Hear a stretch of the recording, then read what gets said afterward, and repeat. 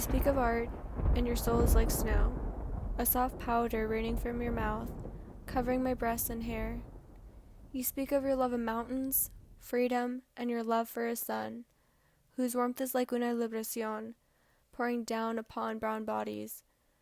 Your books are of the souls of men, carnales with a spirit that no army, pig, or ciudad could ever conquer.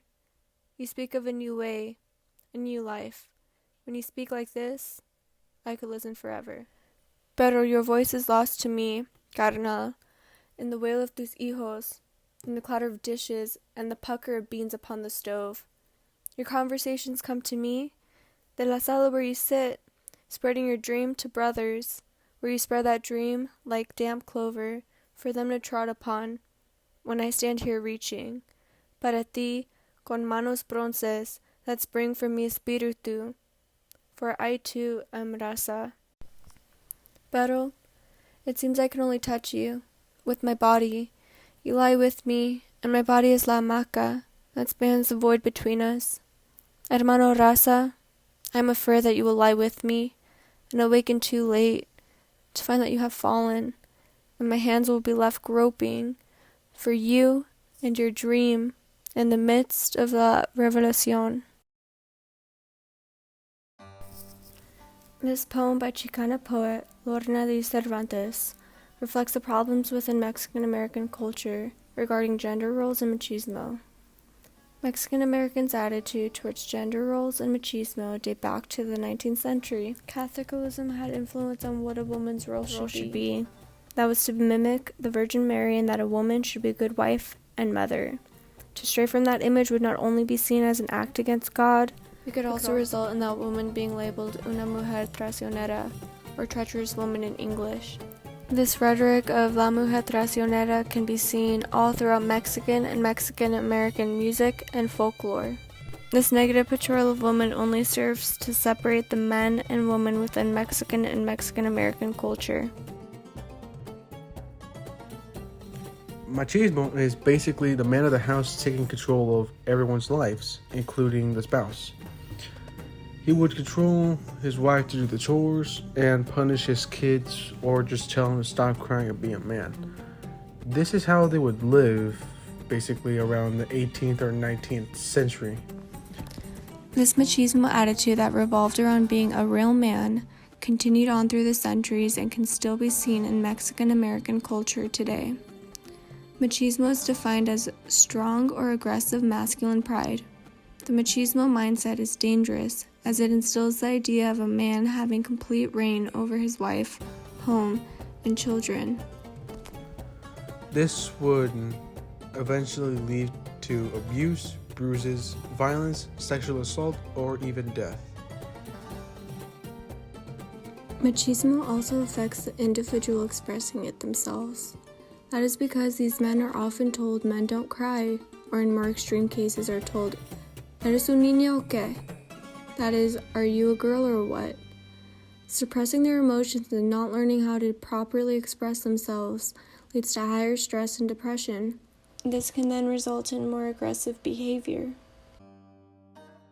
With the man of the household, there is also la mujer, the woman. Her obligations include domestic duties, cleaning, tending to her children, and of course, tend to her husband. These traditional gender roles and machismo attitude prove to only split the Mexican-American community. Due to these archaic beliefs, there is conversations amongst men discussing the preference of true Mexicana women.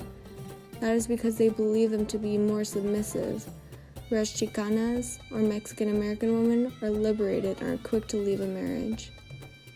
Things are changing within Mexican-American culture, as third and fourth generation Mexican Americans are proving to become more liberal in their views of what is expected of a man or woman compared to that of first and second generation Mexican Americans.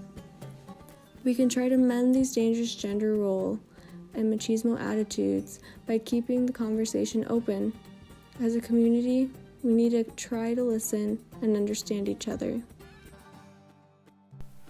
My experience with traditional Mexican-American gender roles and machismo attitude is minor. I say that because my mother is a very strong, independent woman who doesn't adhere to these archaic beliefs of what a woman should be. She has shown me that a woman is more than just being a mother and a wife. This is due to her own parents being on the opposite side of the spectrum. My grandfather was a great man but was also abusive and exercised negative machismo attitudes that resulted in his family resenting him.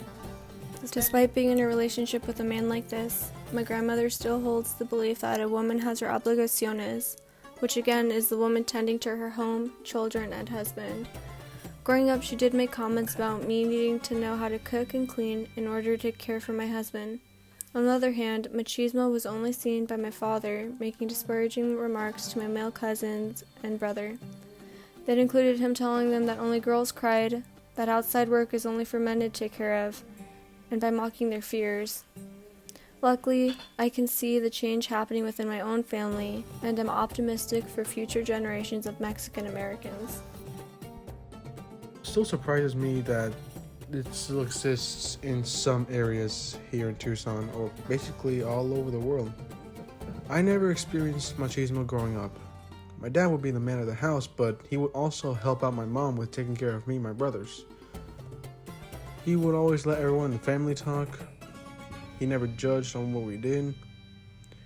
In other words, my family was balanced out.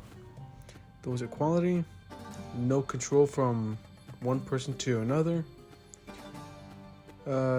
We never talked about machismo ever in the house. We just lived a good life every single day.